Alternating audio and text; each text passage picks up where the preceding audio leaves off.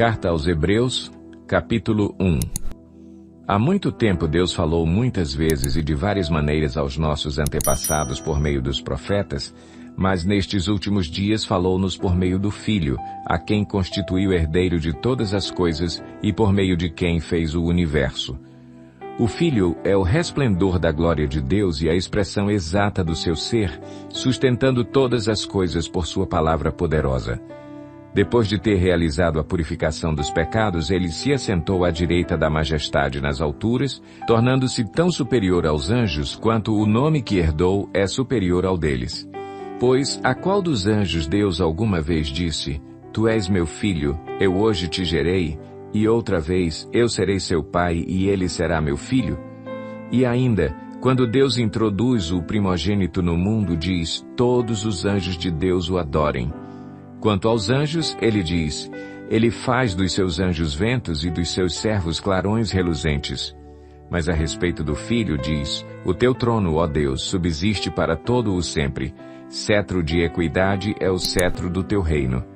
Amas a justiça e odeias a iniquidade. Por isso Deus, o teu Deus, escolheu-te dentre os teus companheiros, ungindo-te com óleo de alegria.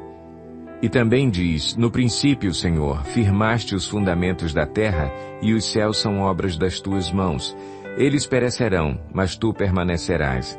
Envelhecerão como vestimentas, tu os enrolarás como um manto, como roupas eles serão trocados. Mas tu permaneces o mesmo, e os teus dias jamais terão fim. A qual dos anjos Deus alguma vez disse: Senta-te à minha direita até que eu faça dos teus inimigos um estrado para os teus pés? Os anjos não são, todos eles, espíritos ministradores enviados para servir aqueles que hão de herdar a salvação? Hebreus, capítulo 2. Por isso é preciso que prestemos maior atenção ao que temos ouvido para que jamais nos desviemos. Porque se a mensagem transmitida por anjos provou a sua firmeza e toda transgressão e desobediência recebeu a devida punição, como escaparemos se negligenciarmos tão grande salvação? Esta salvação, primeiramente anunciada pelo Senhor, foi-nos confirmada pelos que a ouviram. Deus também deu testemunho dela por meio de sinais, maravilhas, diversos milagres e dons do Espírito Santo distribuídos de acordo com a sua vontade. Não foi a anjos que ele sujeitou o mundo que há de vir, a respeito do qual estamos falando, mas alguém, em certo lugar, testemunhou dizendo: Que é o homem para que com ele te importes? E o filho do homem para que com ele te preocupes? Tu o fizeste um pouco menor do que os anjos e o coroaste de glória e de honra. Tudo sujeitaste debaixo dos seus pés. Ao lhe sujeitar todas as coisas, nada deixou que não lhe estivesse sujeito. Agora, porém, ainda não vemos que todas as coisas lhe estejam sujeitas. Vemos, todavia, aquele que por um pouco foi feito menor do que os anjos, Jesus, coroado de honra e de glória, por ter sofrido a morte, para que pela graça de Deus, em favor de todos, experimentasse a morte. Ao levar muitos filhos à glória, convinha que Deus, por causa de quem e por meio de quem tudo existe, tornasse perfeito, mediante o sofrimento, o autor da salvação deles. Ora, tanto o que santifica quanto os que são santificados provêm de um só. Por isso Jesus não se envergonha de chamá-los irmãos. Ele diz: Proclamarei o teu nome a meus irmãos, na assembleia te louvarei. E também nele porei a minha confiança. Novamente ele diz: Aqui estou eu com os filhos que Deus me deu. Portanto, visto que os filhos são pessoas de carne e sangue, ele também participou dessa condição humana, para que, por sua morte, derrotasse aquele que tem o poder da morte, isto é, o diabo, e libertasse aqueles que durante toda a vida estiveram escravizados pelo medo da morte. Pois é claro que não é a anjos que ele ajuda, mas aos descendentes de Abraão. Por essa razão era necessário que ele se tornasse semelhante a seus irmãos em todos os aspectos, para se tornar sumo sacerdote misericordioso e fiel com relação a Deus e fazer propiciação pelos pecados do povo. Porque, tendo em vista o que ele mesmo sofreu quando tentado, ele é capaz de socorrer aqueles que também estão sendo tentados. Hebreus, capítulo 3. Portanto, santos irmãos, participantes do chamado celestial, fixem os seus pensamentos em Jesus, apóstolo e sumo sacerdote que confessamos. Ele foi fiel àquele que o havia constituído, assim como Moisés foi fiel em toda a casa de Deus. Jesus foi considerado digno de maior glória do que Moisés, da mesma forma que o construtor de uma casa tem mais honra do que a própria casa. Pois toda casa é construída por alguém, mas Deus é o edificador de tudo. Moisés foi fiel como servo em toda a casa de Deus, dando testemunho do que haveria de ser dito no futuro. Mas Cristo é fiel como filho sobre a casa de Deus, e esta casa somos nós, se é que nos apegamos firmemente à confiança e à esperança da qual nos gloriamos. Assim como diz o Espírito Santo, hoje, se vocês ouvirem a sua voz, não endureçam o coração como na rebelião, durante o tempo da provação no deserto, onde os seus antepassados me tentaram, pondo-me à prova, apesar de, durante 40 anos, terem visto o que eu fiz. Por isso fiquei irado contra aquela geração e disse, o seu coração está sempre se desviando, e eles não reconheceram os meus caminhos. Assim jurei na minha ira, jamais entrarão no meu descanso. Cuidado, irmãos, para que nenhum de vocês tenha coração perverso e incrédulo que se afaste do Deus vivo. Ao contrário, encorajem-se uns aos outros todos os dias, durante o tempo que se chama hoje, de modo que nenhum de vocês seja endurecido pelo engano do pecado, pois passamos a ser participantes de Cristo, desde que, de fato, nos apeguemos até o fim à confiança que tivemos no princípio. Por isso é que se diz, se hoje vocês ouvirem a sua voz, não endureçam o coração como na rebelião. Quem foram os que ouviram e se rebelaram? Não foram todos os que Moisés tirou do Egito? Contra quem Deus esteve irado durante 40 anos? Não foi contra aqueles que pecaram, cujos corpos caíram no deserto? E a quem jurou que nunca haveriam de entrar no seu descanso? Não foi àqueles que foram desobedientes? Vemos assim que por causa da incredulidade não puderam entrar. Hebreus capítulo 4. Visto que nos foi deixada a promessa de entrarmos no descanso de Deus, que nenhum de vocês pense que falhou. Pois as boas novas foram pregadas também a nós, tanto quanto a eles. Mas a mensagem que eles ouviram de nada lhes valeu, pois não foi acompanhada de fé por aqueles que a ouviram. Pois nós, os que cremos, é que entramos naquele descanso, conforme Deus disse, assim jurei na minha ira, jamais entrarão no meu descanso, embora as suas obras estivessem concluídas desde a criação do mundo. Pois em certo lugar ele falou sobre o sétimo dia nestas palavras, no sétimo dia Deus descansou de toda a obra que realizara. E de novo na passagem citada há pouco, diz, jamais entrarão no meu descanso. Portanto, resta entrarem alguns naquele descanso, e aqueles a quem anteriormente as boas novas foram pregadas não entraram por causa da desobediência.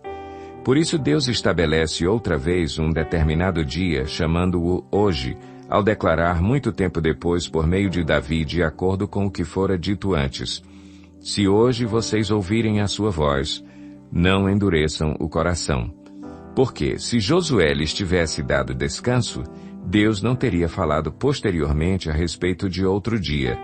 Assim, ainda resta um descanso sabático para o povo de Deus, pois todo aquele que entra no descanso de Deus também descansa das suas obras, como Deus descansou das suas. Portanto, esforcemo-nos por entrar nesse descanso, para que ninguém venha a cair, seguindo aquele exemplo de desobediência. Pois a palavra de Deus é viva e eficaz, e mais afiada que qualquer espada de 2 gumes. Ela penetra até o ponto de dividir alma e espírito, juntas e medulas, e julga os pensamentos e intenções do coração. Nada em toda a criação está oculto aos olhos de Deus. Tudo está descoberto e exposto diante dos olhos daquele a quem havemos de prestar contas. Portanto, visto que temos um grande sumo sacerdote que adentrou os céus, Jesus, o Filho de Deus, apeguemo-nos com toda a firmeza à fé que professamos, pois não temos um sumo sacerdote que não possa compadecer-se das nossas fraquezas, mas sim alguém que, como nós, passou por todo tipo de tentação, porém sem pecado. Assim, aproximemo-nos do trono da graça com toda a confiança, a fim de recebermos misericórdia e encontrarmos graça que nos ajude no momento da necessidade. Hebreus, capítulo 5. Todo sumo sacerdote é escolhido dentre os homens e designado para representá-los em questões relacionadas com Deus e apresentar ofertas e sacrifícios pelos pecados. Ele é capaz de se compadecer dos que não têm conhecimento e se desviam, visto que ele próprio está sujeito à fraqueza. Por isso ele precisa oferecer sacrifícios por seus próprios pecados, bem como pelos pecados do povo. Ninguém toma esta honra para si mesmo, mas deve ser chamado por Deus, como de fato o foi Arão. Da mesma forma, Cristo não tomou para si a glória de se tornar sumo sacerdote, mas Deus lhe disse: Tu és meu filho, eu hoje te gerei. E diz noutro lugar: Tu és sacerdote para sempre, segundo a ordem de Melquisedeque. Durante os seus dias de vida na terra, Jesus ofereceu orações e súplicas em alta voz e com lágrimas àquele que o podia salvar da morte, sendo ouvido por causa da sua reverente submissão. Embora sendo filho, ele aprendeu a obedecer por meio daquilo que sofreu e, uma vez aperfeiçoado, tornou-se a fonte da salvação eterna para todos os que lhe obedecem, sendo designado por Deus sumo sacerdote, segundo a ordem de Melquisedeque. Quanto a isso, temos muito que dizer, coisas difíceis de explicar, porque vocês se tornaram lentos para aprender. Embora a esta altura já devessem ser mestres, vocês precisam de alguém que lhes ensine novamente os princípios elementares da palavra de Deus. Estão precisando de leite e não de alimento sólido. Quem se alimenta de leite ainda é criança e não tem experiência no ensino da justiça. Mas o alimento sólido é para os adultos, os quais, pelo exercício constante, tornam-se aptos para discernir tanto o bem quanto o mal. Hebreus capítulo 6. Portanto, deixemos os ensinos elementares a respeito de Cristo e avancemos para a maturidade, sem lançar novamente o fundamento do arrependimento de atos que conduzem à morte, da fé em Deus, da instrução a respeito de batismos, da imposição de mãos, da ressurreição dos mortos e do juízo eterno. Assim faremos, se Deus o permitir.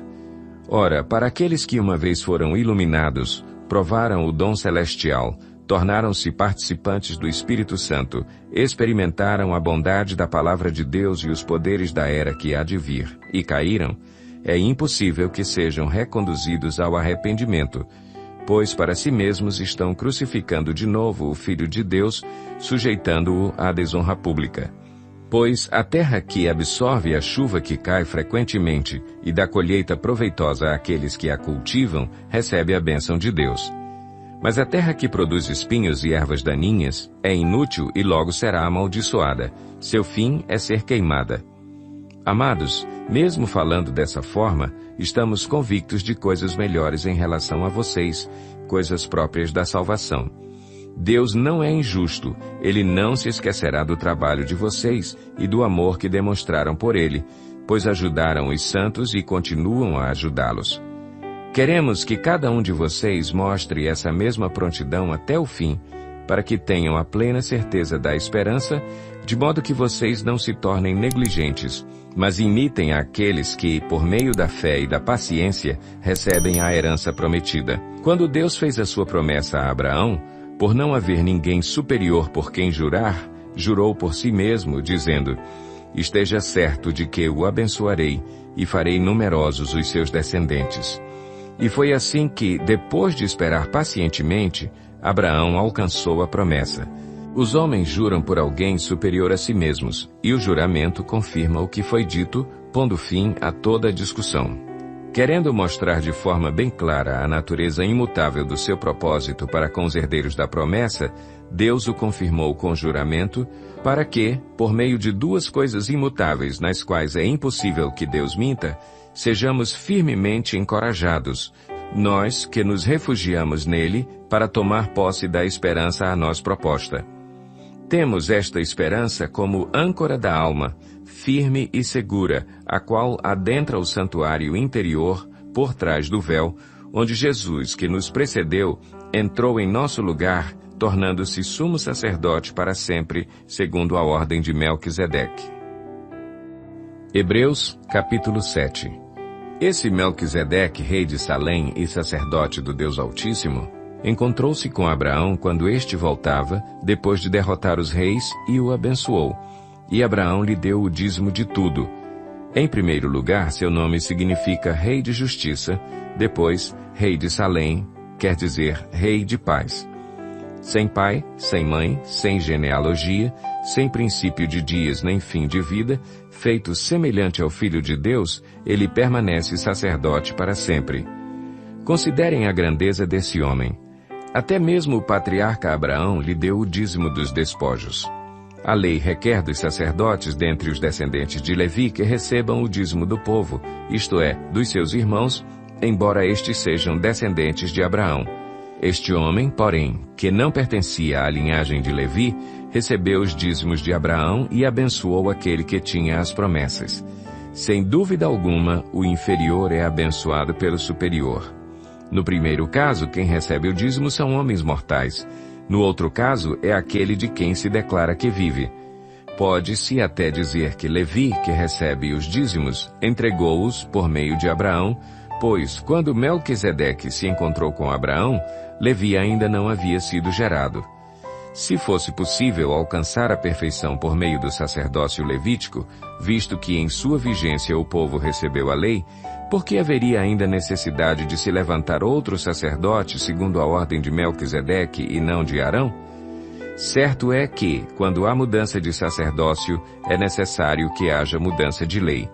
Ora, aquele de quem se dizem estas coisas pertencia a outra tribo, da qual ninguém jamais havia servido diante do altar, pois é bem conhecido que o nosso Senhor descende de Judá, tribo da qual Moisés nada fala quanto a sacerdócio. O que acabamos de dizer fica ainda mais claro quando aparece outro sacerdote semelhante a Melquisedeque, alguém que se tornou sacerdote não por regras relativas à linhagem, mas segundo o poder de uma vida indestrutível. Porquanto sobre ele é afirmado, tu és sacerdote para sempre, segundo a ordem de Melquisedeque.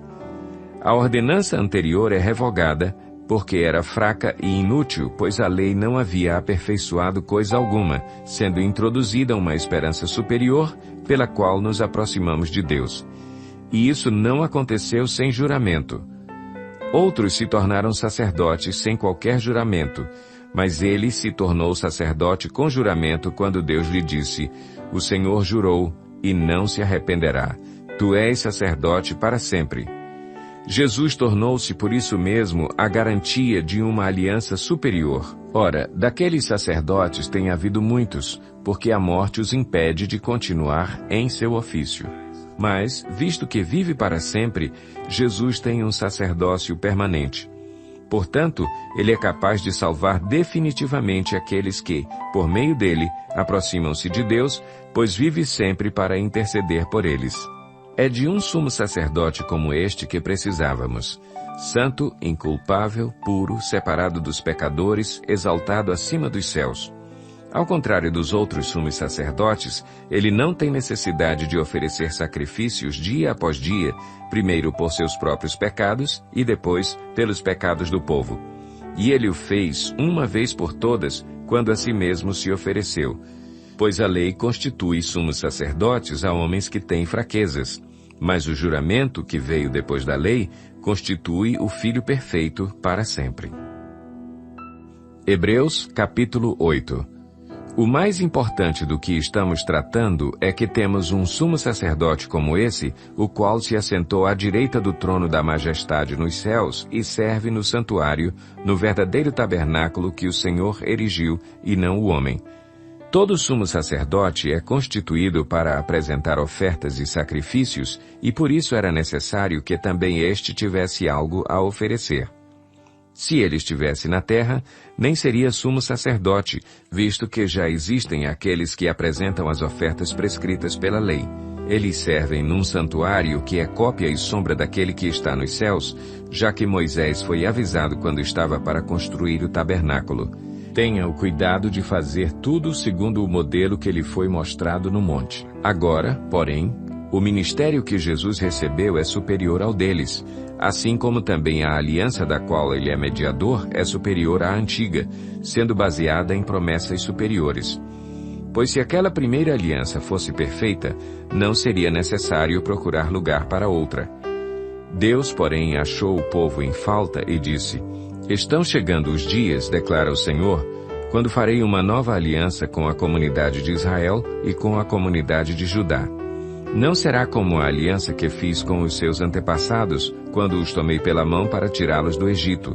Visto que eles não permaneceram fiéis à minha aliança, eu me afastei deles, diz o Senhor. Esta é a aliança que farei com a comunidade de Israel depois daqueles dias, declara o Senhor. Porei minhas leis em sua mente e as escreverei em seu coração. Serei o seu Deus e eles serão o meu povo.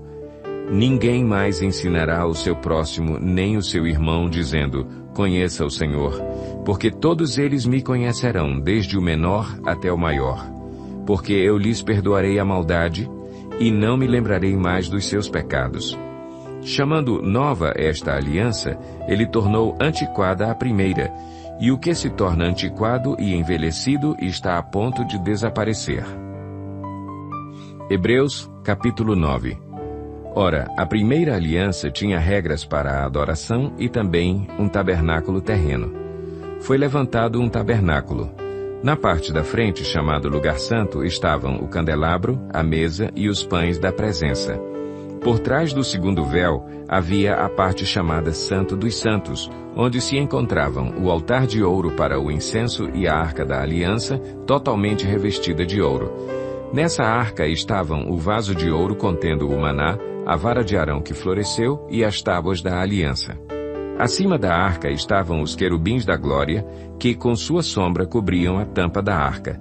A respeito dessas coisas não cabe agora falar detalhadamente.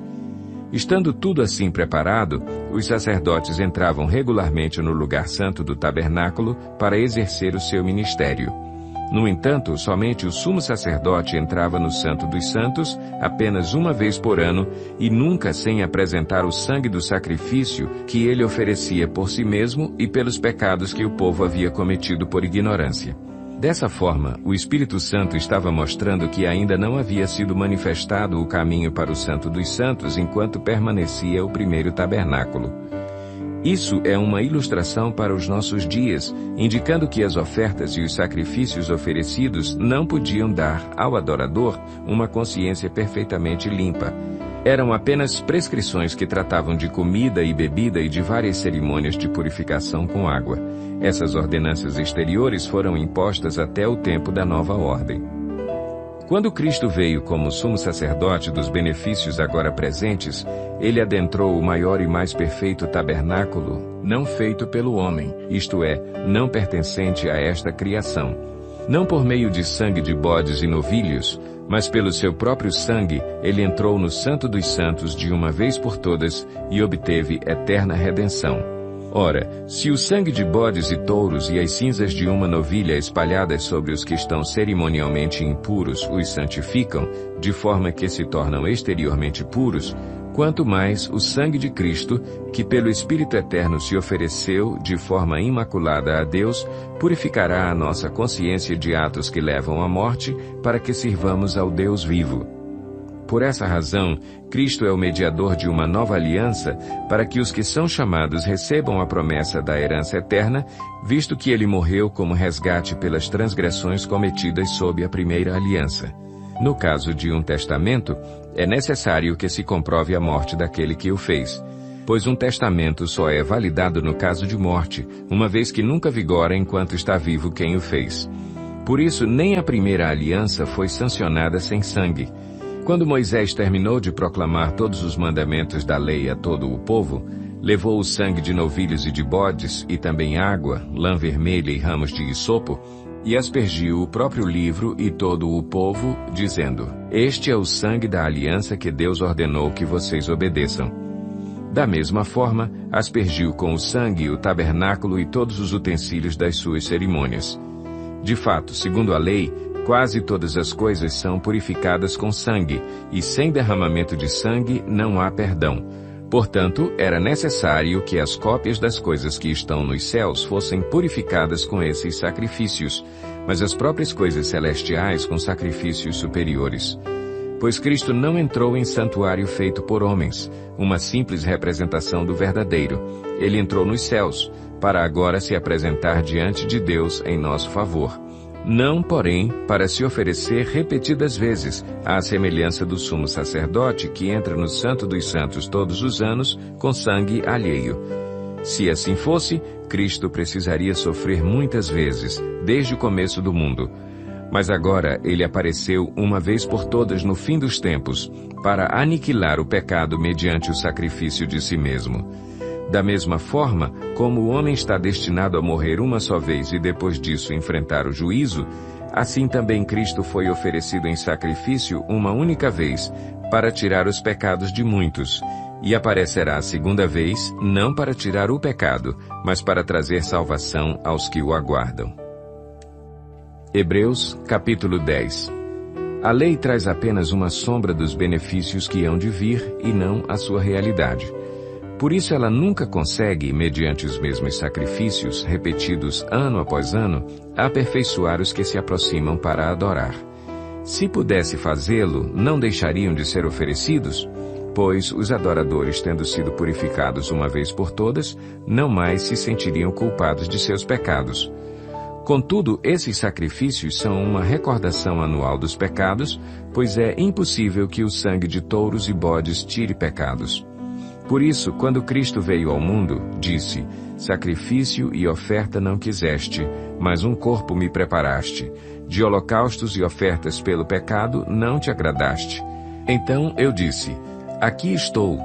No livro está escrito a meu respeito: vim para fazer a tua vontade, ó Deus.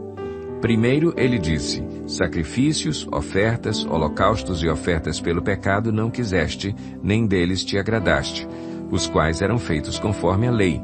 Então acrescentou: aqui estou, vim para fazer a tua vontade. Ele cancela o primeiro para estabelecer o segundo. Pelo cumprimento dessa vontade, fomos santificados por meio do sacrifício do corpo de Jesus Cristo, oferecido uma vez por todas.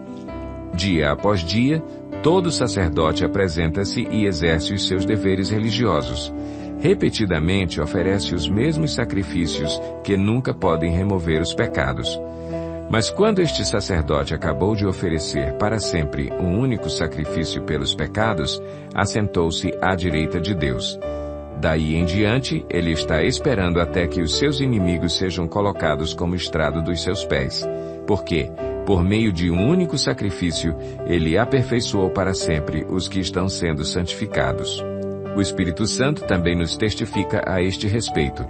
Primeiro ele diz: esta é a aliança que farei com eles, depois daqueles dias, diz o Senhor. Porei as minhas leis em seu coração e as escreverei em sua mente. E acrescenta: dos seus pecados e iniquidades não me lembrarei mais. Onde esses pecados foram perdoados, não há mais necessidade de sacrifício por eles. Portanto, irmãos, temos plena confiança para entrar no Santo dos Santos pelo sangue de Jesus, por um novo e vivo caminho que ele nos abriu por meio do véu, isto é, do seu corpo. Temos, pois, um grande sacerdote sobre a casa de Deus. Sendo assim, aproximemo-nos de Deus com um coração sincero e com plena convicção de fé, tendo os corações aspergidos para nos purificar de uma consciência culpada e tendo os nossos corpos lavados com água pura.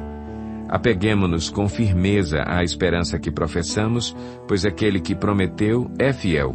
E consideremos uns aos outros para nos incentivarmos ao amor e às boas obras.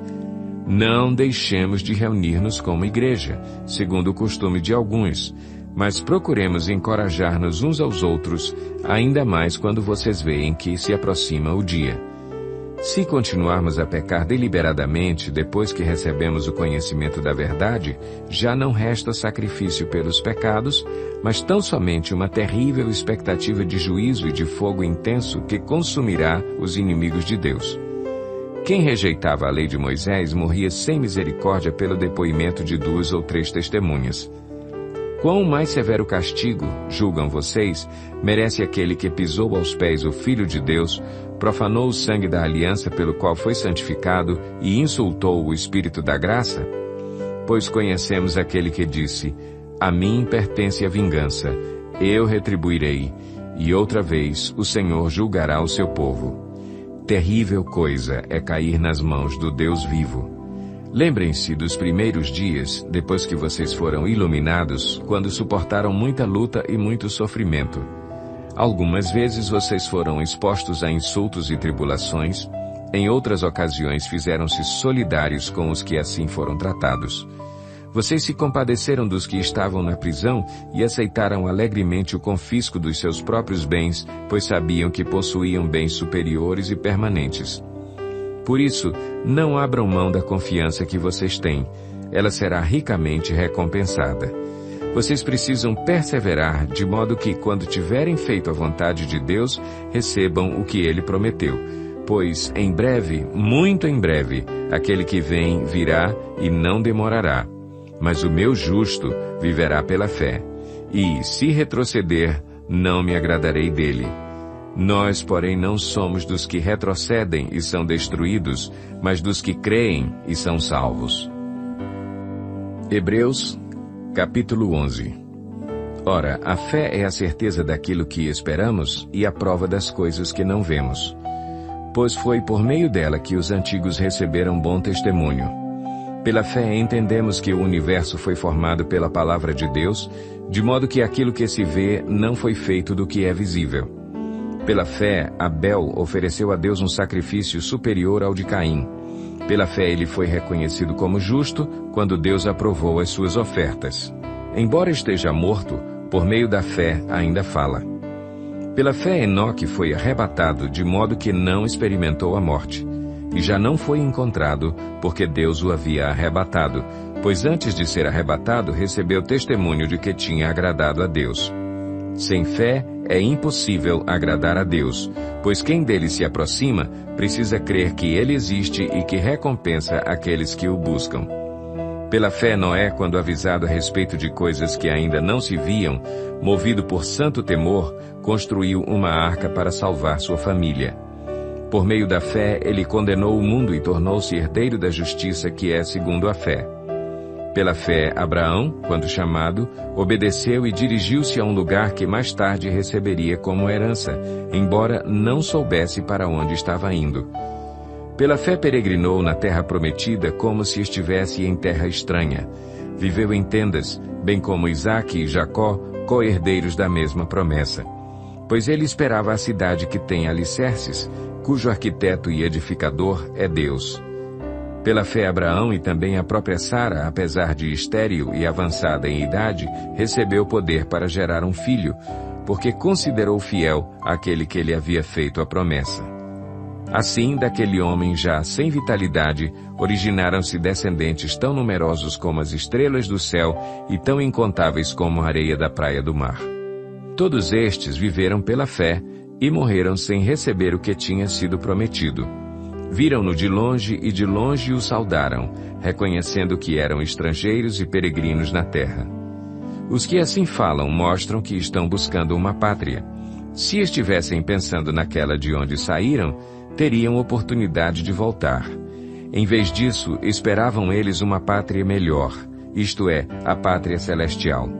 Por essa razão, Deus não se envergonha de ser chamado o Deus deles, e lhes preparou uma cidade. Pela fé, Abraão, quando Deus o pôs à prova, ofereceu Isaque como sacrifício. Aquele que havia recebido as promessas estava pronto a sacrificar o seu único filho. Embora Deus lhe tivesse dito, por meio de Isaque a sua descendência será considerada. Abraão levou em conta que Deus pode ressuscitar os mortos e, figuradamente, recebeu Isaque de volta dentre os mortos. Pela fé, Isaque abençoou Jacó e Esaú com respeito ao futuro deles. Pela fé, Jacó, à beira da morte, abençoou cada um dos filhos de José e adorou a Deus, apoiado na extremidade do seu bordão. Pela fé, José, no fim da vida, fez menção do êxodo dos israelitas do Egito e deu instruções acerca dos seus próprios ossos. Pela fé, Moisés, recém-nascido, foi escondido durante 3 meses por seus pais, pois estes viram que ele não era uma criança comum e não temeram o decreto do rei. Pela fé, Moisés, já adulto, recusou ser chamado filho da filha de Faraó, preferindo ser maltratado com o povo de Deus a desfrutar os prazeres do pecado durante algum tempo. Por amor de Cristo, considerou sua desonra uma riqueza maior do que os tesouros do Egito, porque contemplava a sua recompensa.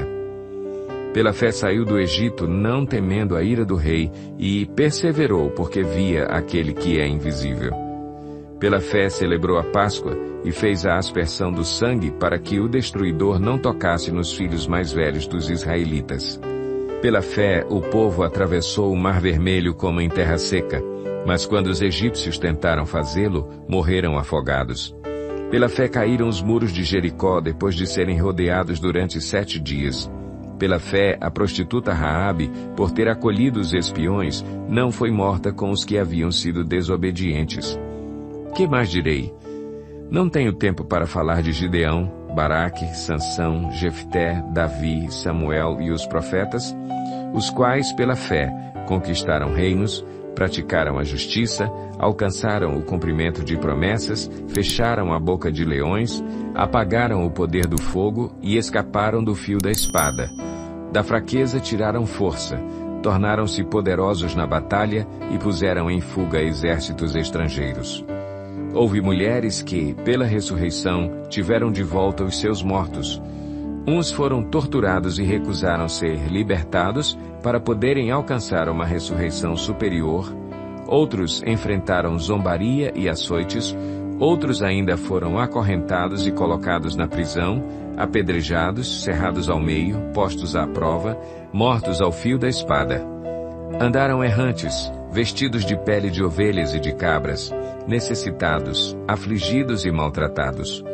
O mundo não era digno deles. Vagaram pelos desertos e montes, pelas cavernas e grutas.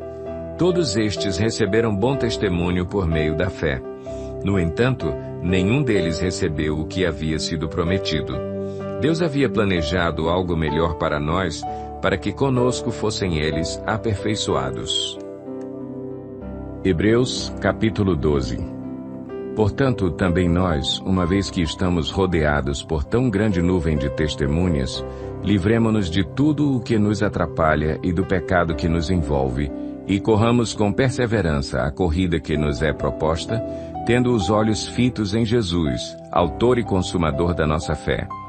Ele, pela alegria que lhe fora proposta, suportou a cruz, desprezando a vergonha, e assentou-se à direita do trono de Deus. Pensem bem naquele que suportou tal oposição dos pecadores contra si mesmo, para que vocês não se cansem nem desanimem. Na luta contra o pecado, vocês ainda não resistiram até o ponto de derramar o próprio sangue. Vocês se esqueceram da palavra de ânimo que ele lhes dirige como a filhos. Meu filho, não despreze a disciplina do Senhor, nem se magoe com a sua repreensão, pois o Senhor disciplina a quem ama e castiga todo aquele a quem aceita como filho.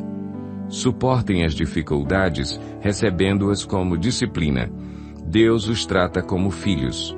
Ora, qual o filho que não é disciplinado por seu pai?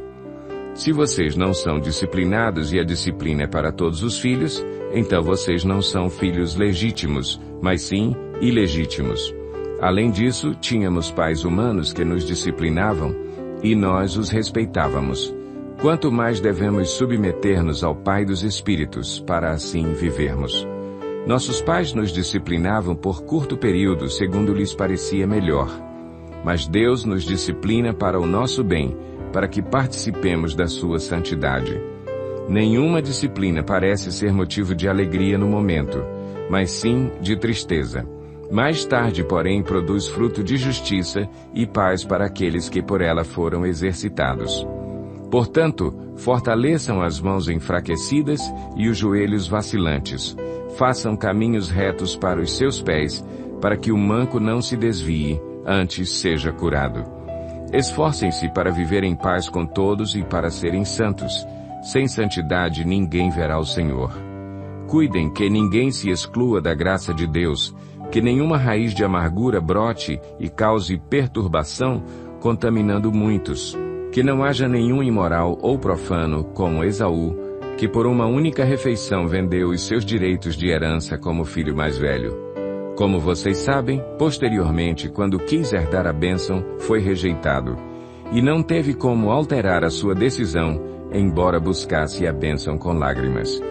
Vocês não chegaram ao monte que se podia tocar, e que estava em chamas, nem às trevas, à escuridão, nem à tempestade, ao soar da trombeta e ao som de palavras tais, que os ouvintes rogaram que nada mais lhes fosse dito, pois não podiam suportar o que lhes estava sendo ordenado. Até um animal, se tocar no monte, deve ser apedrejado. O espetáculo era tão terrível que até Moisés disse: estou apavorado e trêmulo. Mas vocês chegaram ao Monte Sião, à Jerusalém celestial, à cidade do Deus vivo. Chegaram aos milhares de anjos em alegre reunião, à igreja dos primogênitos, cujos nomes estão escritos nos céus. Vocês chegaram a Deus, juiz de todos os homens, aos espíritos dos justos aperfeiçoados, a Jesus, mediador de uma nova aliança, e ao sangue aspergido, que fala melhor do que o sangue de Abel. Cuidado, não rejeitem aquele que fala. Se os que se recusaram a ouvir aquele que os advertia na terra não escaparam, quanto mais nós, se nos desviarmos daquele que nos adverte dos céus? Aquele cuja voz outrora abalou a terra, agora promete: ainda uma vez abalarei não apenas a terra, mas também o céu. As palavras ainda uma vez indicam a remoção do que pode ser abalado, isto é, coisas criadas, de forma que permaneça o que não pode ser abalado. Portanto, já que estamos recebendo um reino inabalável, sejamos agradecidos e, assim, adoremos a Deus de modo aceitável, com reverência e temor, pois o nosso Deus é fogo consumidor. Hebreus, capítulo 13. Seja constante o amor fraternal. Não se esqueçam da hospitalidade. Foi praticando-a que, sem o saber, alguns acolheram anjos. Lembrem-se dos que estão na prisão, como se aprisionados com eles, dos que estão sendo maltratados como se vocês mesmos estivessem sendo maltratados. O casamento deve ser honrado por todos. O leito conjugal, conservado puro, pois Deus julgará os imorais e os adúlteros. Conservem-se livres do amor ao dinheiro e contentem-se com o que vocês têm, porque Deus mesmo disse: nunca o deixarei, nunca o abandonarei. Podemos, pois, dizer com confiança: o Senhor é o meu ajudador, não temerei. O que me podem fazer os homens? Lembrem-se dos seus líderes que lhes falaram a palavra de Deus. Observem bem o resultado da vida que tiveram e imitem a sua fé. Jesus Cristo é o mesmo ontem, hoje e para sempre. Não se deixem levar pelos diversos ensinos estranhos. É bom que o nosso coração seja fortalecido pela graça, e não por alimentos cerimoniais, os quais não têm valor para aqueles que os comem. Nós temos um altar do qual não tem direito de comer os que ministram no tabernáculo. O sumo sacerdote leva sangue de animais até o Santo dos Santos como oferta pelo pecado, mas os corpos dos animais são queimados fora do acampamento. Assim, Jesus também sofreu fora das portas da cidade para santificar o povo por meio do seu próprio sangue. Portanto, saiamos até ele, fora do acampamento, suportando a desonra que ele suportou. Pois não temos aqui nenhuma cidade permanente, mas buscamos a que há de vir. Por meio de Jesus, portanto, ofereçamos continuamente a Deus um sacrifício de louvor, que é fruto de lábios que confessam o seu nome. Não se esqueçam de fazer o bem e de repartir com os outros o que vocês têm, pois de tais sacrifícios Deus se agrada. Obedeçam aos seus líderes e submetam-se à autoridade deles. Eles cuidam de vocês como quem deve prestar contas. Obedeçam-lhes para que o trabalho deles seja uma alegria e não um peso, pois isso não seria proveitoso para vocês. Orem por nós. Estamos certos de que temos consciência limpa e desejamos viver de maneira honrosa em tudo. Particularmente, recomendo-lhes que orem para que eu lhes seja restituído em breve. O Deus da paz, que pelo sangue da aliança eterna trouxe de volta dentre os mortos o nosso Senhor Jesus, o grande pastor das ovelhas, os aperfeiçoe em todo o bem para fazerem a vontade dele e opere em nós o que lhe é agradável, mediante Jesus Cristo, a quem seja a glória para todo o sempre. Amém. Irmãos, peço-lhes que suportem a minha palavra de exortação. Na verdade, o que eu lhes escrevi é pouco. Quero que saibam que o nosso irmão Timóteo foi posto em liberdade. Se ele chegar logo, irei vê-los com ele. Saúdem a todos os seus líderes e a todos os santos. Os da Itália lhes enviam saudações. A graça seja com todos vocês.